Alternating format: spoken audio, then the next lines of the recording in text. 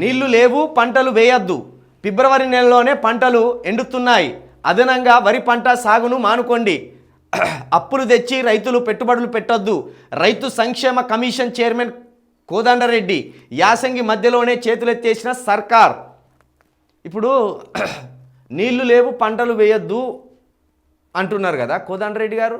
రేపు ఒకవేళ తాగునీటికో లేకపోతే బాత్రూమ్ పోవడానికో నీళ్లు లేకపోతే నీళ్లు లేవు, బాత్రూమ్ పోవద్దంటారా ఏంది మరి?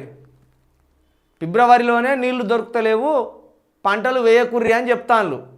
మరి బాత్రూమ్కు పోవాలంటే తాగడానికో తినడానికో నీళ్ళు అవసరం పడతాయి కదా.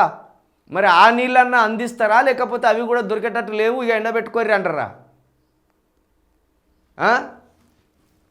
ఇంకోటి, అదనంగా వరి పంట సాగును మానుకోండి. ఇదే విషయం మీద గతంలో కేసీఆర్ గారు వరి ఎగుమతి అనేది విపరీతంగా పెరిగిపోయింది తెలంగాణలో. ఇక వరేస్తే ఊరే అని ఒక మాట అన్నందుకు వరి ఎందుకు వేయద్దు, నీ ఫామ్ హౌస్లనేమో వరేసుకుంటావు, ఇతరులకేమో వరేయద్దని చెప్తావా నువ్వు? అంటే నువ్వు వరి ఒక్కటి పండించుకొని వీళ్ళందరూ వరేయకపోతే నీ వరికి ఎక్కువ ధర వచ్చి నువ్వు కోట్లు గడించాలని చూస్తున్నావని ఆనాడు ఉన్న ప్రతిపక్ష నాయకులు కావచ్చు, ఇదే బీఆర్ఎస్ పార్టీకి వ్యతిరేకమైన యూట్యూబ్ ఛానళ్ళు కావచ్చు, పేపర్లు కావచ్చు, మీడియా కావచ్చు, కేసీఆర్ మీద ఎంత దుమ్మెత్తిపోసింది. మరి ఇప్పుడు ఈయన స్వయంగా రైతు సంక్షేమ కమిషన్ చైర్మన్ కోదండరెడ్డి చెప్తాడు ఏమని? వరి వేయొద్దు అంటున్నాడు. నీళ్లు లేవు, వరి వేయొద్దు, అసలు ఏ పంటలు వేయొద్దు అంటున్నాడు. మరి ఏ పంట లేకపోతే తెలంగాణ ప్రజలు ఏం తిని బతకాలే? మరి మన్ను బుక్కి బతకాలా,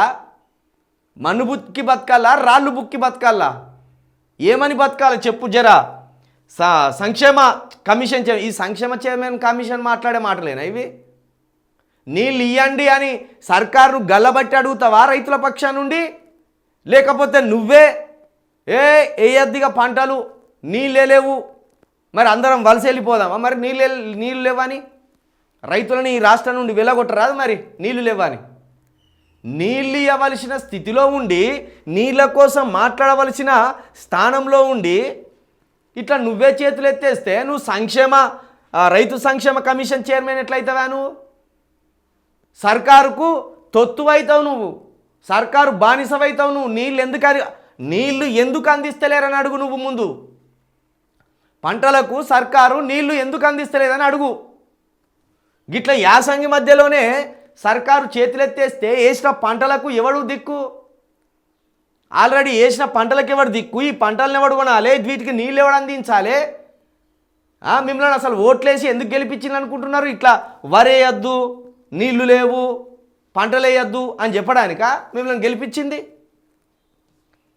కోదండరెడ్డి గారు అర్జెంటుగా ఈ స్థానంలో నుండి దిగిపోర్రి.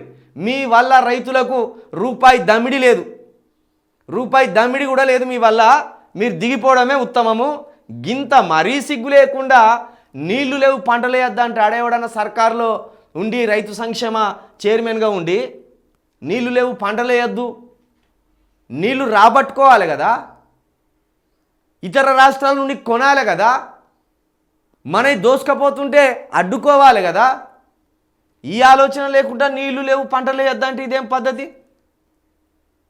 నోటిఫికేషన్ వేయమన్నట్టే కదా ఇదిగా.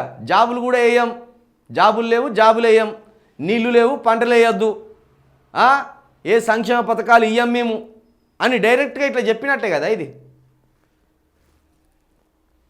రైతులు బాగా గమనించాలి. మీరు నీళ్లు లేవు, పంటలు వేయొద్దు అంటున్నారు, మీరు బాగా గమనించాలి.